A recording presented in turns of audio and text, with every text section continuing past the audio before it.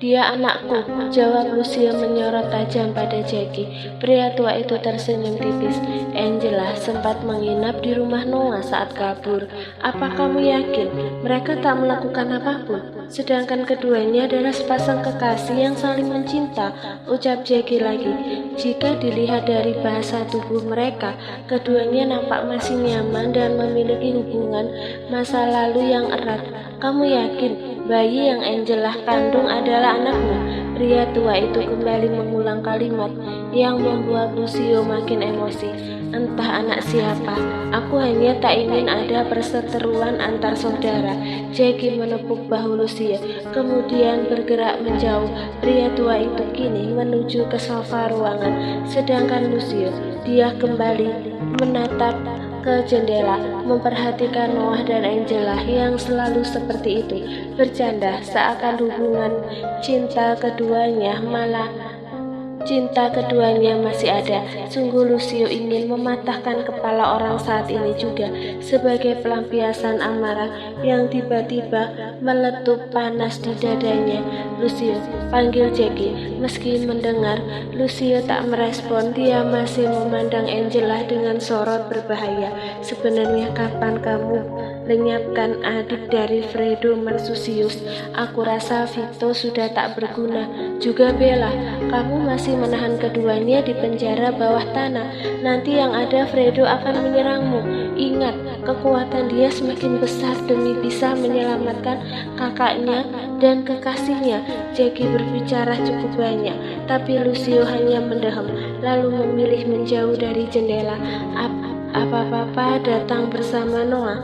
Tanya Lucio seraya menarik tas kerja berwarna hitam dari atas meja, kemudian berdiri menghadap Jackie. Ya, semalam dia menginap di mansionku, jadi tadi aku ajak dia sekalian. Jackie melihat Lucio begitu siap untuk pergi. Kamu mau pergi? Padahal pembicaraan kita belum selesai. Aku ada urusan penting. Aku harus ke dermaga. Sebaiknya papa bawa Noah pulang, atau aku yang akan memaksanya pergi dari sini, ujar Lucio. Jackie menarik nafasnya lalu mengangguk. Tanpa berucap apapun lagi, Lucio bergerak pergi meninggalkan Jackie sendiri. Pria tua itu tujuannya memang bukan hanya Lucio. Dia sengaja datang ke mansion untuk menemui Kiara tanpa sepengetahuan Lucio. Kini Jackie berjalan keluar dari ruangan Lucio. Dia naik ke lantai 4, lokasi Kiara berada.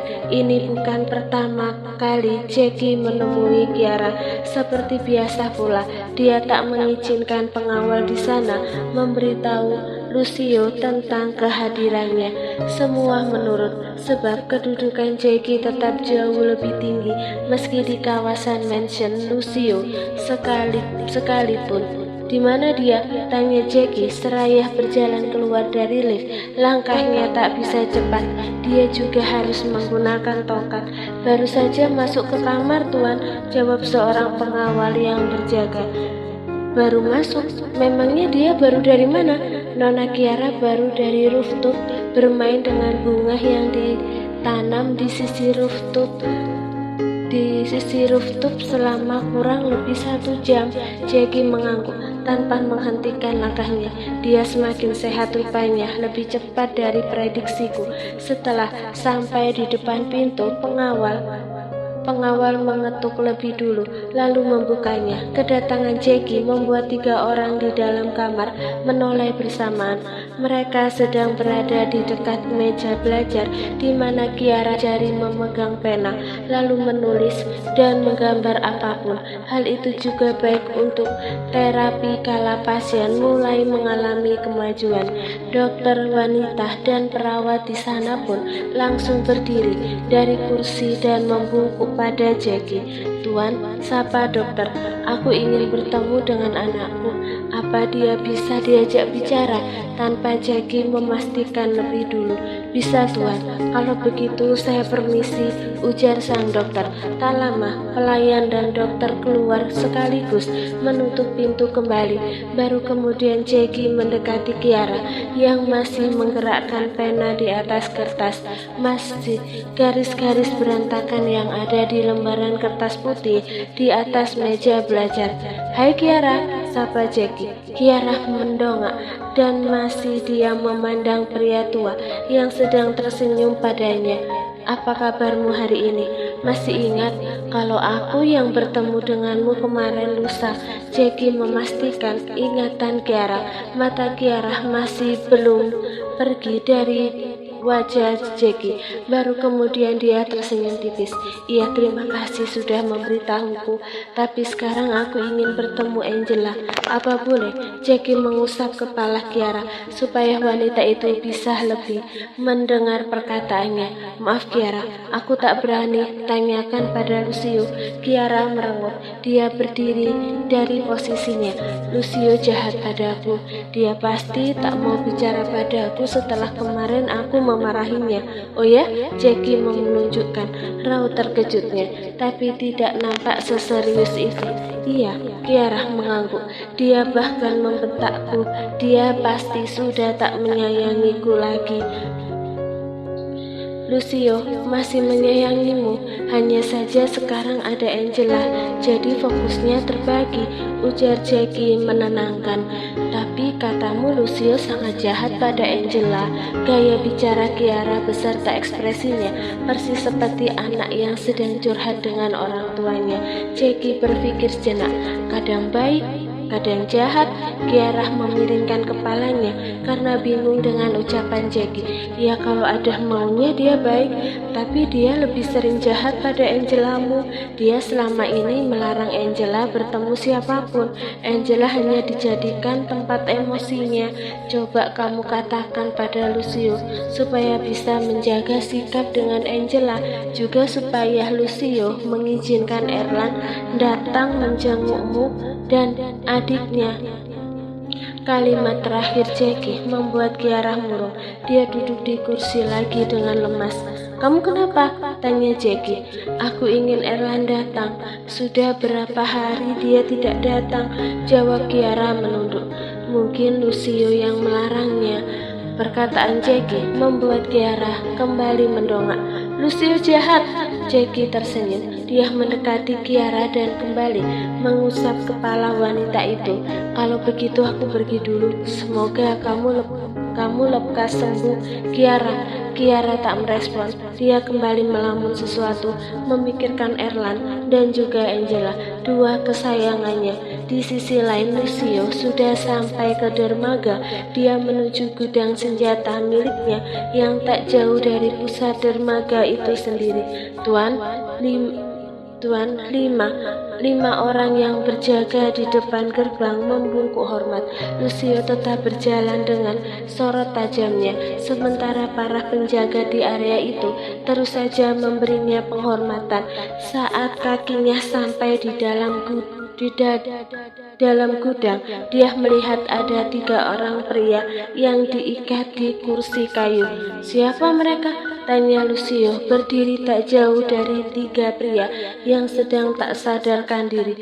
"Mereka sudah berani menyamar menjadi bagian dari kami, kemudian berniat membakar gudang," jawab pengawal yang ada di sebelah Lucio. Lucio memiringkan senyumnya. "Mereka datang tepat waktu. Aku sedang ingin melenyapkan seseorang," lanjutnya dengan pancaran emosi di matanya. Setelah menumpahkan emosinya pada penyusup gudang milik Lucio, pria itu belum juga merasa lebih baik. Dia pergi ke mobil, mencari obat penenang yang biasa dia gunakan di saat seperti ini. Sejak dirinya dipenuhi dendam atas kematian kedua orang tua serta apa yang terjadi dengan Kiara, Lucio kerap mengkonsumsi obat penenang. Bahkan tak jarang dia meminum obat tidur supaya bisa benar-benar beristirahat. Lucio menanggung semua sendiri, merasakan kesedihan teramat sangat sendiri di dunia ini, ditambah menatap kondisi adik tercintanya yang menjadi satu-satunya keluarga yang Lucio miliki. Kehadiran Jackie yang menolongnya membuat Lucio bisa menyalurkan semua emosi pada musuh-musuh yang berdatangan.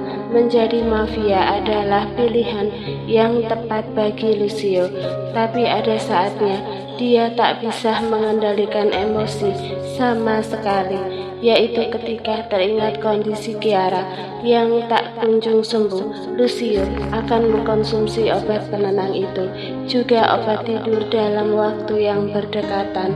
Seperti sekarang, kali ini bukan sekedar urusan Kiara, tapi Angela. Apa benar Angela dan Noah pernah melakukannya? Obatnya tidak aku bawa, umpatnya ketika mengacak-acak dashboard mobil miliknya.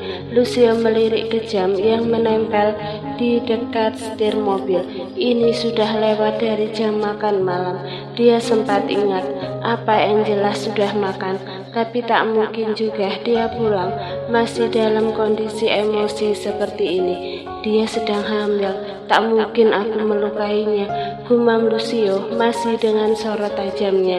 Meski ada tuduhan bayi di perut Angela bukan anaknya, tapi itu masih prasangka bukan.